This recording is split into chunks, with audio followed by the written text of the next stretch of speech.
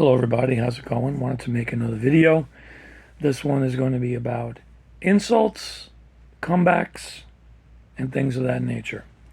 So it's funny because we live in a world now, especially with the internet. We got what I call, the famously keyboard warriors, right? They're so tough behind the screen. They'll call you names, they'll talk about your family, they'll go on your profile, look at some pictures and, pick on you for something they see, which is so intrusive. So stupid and intrusive. Oh, I'm sorry, I'm being judgmental, But yeah, I mean, it's very intrusive and, you know, hurtful on some level. But there are so many people who insult you, not you personally, but insult us. And then there are those people who are great at making comebacks.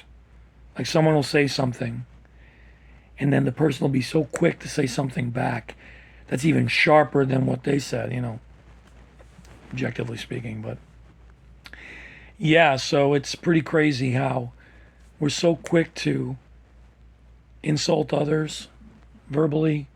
And I know sticks and stones, I know that. But again, there's more of a deep rooted thing with that, okay? So you have someone that insults you. You could be one of those people who is really good at coming back with another with a response. Okay? Then you got people that are more like I was, which was like, wow, really? You felt the need to say that? And then I would freeze and it would take me a while to think of a comeback, or I'll say something and it's not that good, it's kind of lame. And then later I'd be like, oh man, I could have said that instead, And it's like, it's so silly when you think about it. Like it's like there's some sort of Olympics on insults and comebacks, right? It's funny because people who are not as good at making comebacks to people who insult them, a lot of times they consider themselves less than for doing that. And I want to say, because I was one of them, I want to say don't. In some twisted way, be proud. The fact that it doesn't come naturally to you to pick on somebody or to give something back means that you're not looking for people's flaws. On a subconscious level, there we go again. You're not looking for people's flaws. Oh boy, if they ever come at me, I know exactly how to get them back. Because you looked for it already. You got better things to do with your time. Now, there are others where they're afraid to come back, and it's because they're just afraid. They may have the perfect comeback in their arsenal, in their holster, so to speak. But they're afraid to use it. Because of some sort of, they're afraid maybe of possible retaliation, physical interaction with the other person, or just feeling really bad about doing it because it's not who they really are. Well, first of all, if you feel bad, bravo, because it means it's not really who you're not. You're not petty like that. You don't get, pardon the pun, you don't get off on doing that to people. Even if someone does it to you, you don't get a charge out of doing it back. Okay? But if it's because you're afraid of the other person, that could be wisdom because you know who you're dealing with today. People are really, some people are really on edge today, and you never know on some level what they're capable of doing. If they really can't handle it, that says a lot about them. But if they can't take what they dish out and they do something really harmful to you, you're smart. You're smart for not doing it. It's almost like the Wizard of Oz. When the lion tells the wizard he wants courage and the wizard says, don't confuse courage with wisdom. Don't think you're afraid. Your fear is not actually prudence. That it's not a type of wisdom. You don't know what people are capable of doing in their unconscious state. I know at the root we're all love, but at the unconscious state, they come at you, which is already in them to do, and then you come back at them verbally, they can't handle it, and then they do something, say or do something worse in return. You don't need to deal with that, Now, that being said, if it is because of fear, that is something that you need to kind of look inside about. Why am I afraid? Am I really afraid that they might harm me? Or is it because I'm afraid of, you know, not being liked as much because I said these things? It's something you have to kind of look within yourself.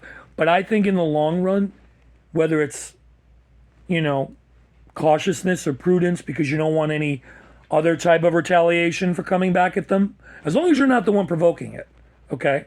Never be the one to provoke it. I know a lot of people love doing it and they get their rocks off on it, you know, and they're proud of it. Oh, I'm good. I love doing that. I'll get into that in a second, okay? Because I understand a lot of it's in good fun and, you know, we don't want to be too sensitive, but on some level, it's a gift that you are sensitive, okay? That's another video, but I'll get into that a little bit in this one. But whether it's prudence or just right out fear, don't feel bad about it, okay? The fact that it's not in you to do it first, or the fact that it's in you to not do it at all, on some level, be really proud of that, okay? Now, if you are one that does come back quick, then that is a talent. That is a gift on some level that you can do that. But again, pick your spots. From this third dimensional plane, always pick your spots, okay? If your higher self is telling you not to, don't, okay? Because again, you never know. It's one thing to do it behind a keyboard, you know, or to do it like 50 feet away, but it ain't worth it, you know, it ain't worth it. Okay. But yeah, but again, there's a part of, you know, even me where I was like, wow, that's such a skill to be able to come back that quick. I wish I was like that, you know. In the grand scheme, it's really trivial and silly, but there's a part of you that's like, you know what? And I always equate it to that episode of Seinfeld where George is in the meeting at work and there's this plate of shrimp at the table and he's scarfing down the shrimp and this guy across the table says, hey, George, some of you might know this already, Seinfeld, hey, George, the ocean called, they're running out of shrimp. And George is like, he didn't know what to say, he was freaking out. Kind of like a lot of us do that don't know how to come back, right?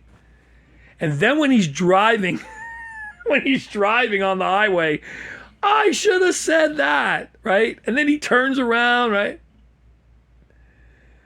So, you know, he does come back. And of course, the comeback was Jerk Store. Oh, yeah, well, the Jerk Store called. They're running out of you.